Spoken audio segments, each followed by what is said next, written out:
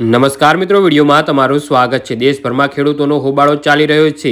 MSP સહિતના મામલે ખેડૂતો હાલમાં દિલ્હીના બોર્ડર પર અડીંગા જમાવીને બેઠા છે। ખેડૂત આંદોલન મોદી સરકારને કણાની માફક ખૂંચી રહ્યું છે। આજે મોદી ગુજરાતમાં પણ સહકાર સંમેલન થકી રાજ્યના 36 લાખ પશુપાલકોને સંબોધિત કરી રહ્યા છે।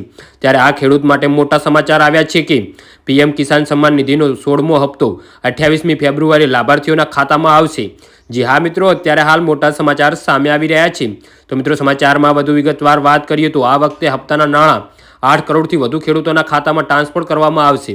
આ હપ્તા હેઠળ 18,000 કરોડ રૂપિયાની વધુ રકમ બહાર પાડવામાં આવશે, જે ડીબીટી દ્વારા સીધો લાભાર્થીઓના ખાતામાં આવશે। દેશના ખેડૂતો માટે આ સૌથી મોટી ખુશખબર છે। યોજના હેઠળ ખેડૂતોને વાર્ષિક 6,000 રૂપિયા આપવામાં આવે છે। પીએમ કિસાન સન્માન નિધિનો 16મો હપ્તો 28મી ફેબ્રુઆરીએ લાભાર્થીઓના ખાતામાં આવશે। જી હા મિત્રો, આ વખતે હપ્તાના નાણાં 8 કરોડથી વધુ ખેડૂતોના ખાતામાં ટ્રાન્સફર કરવામાં આવશે। આ હપ્તા હેઠળ 18,000 કરોડ રૂપિયાથી વધુ રકમ બહાર પાડવામાં આવશે। જી હા મિત્રો, તો આના વિશે શું કહેવું છે?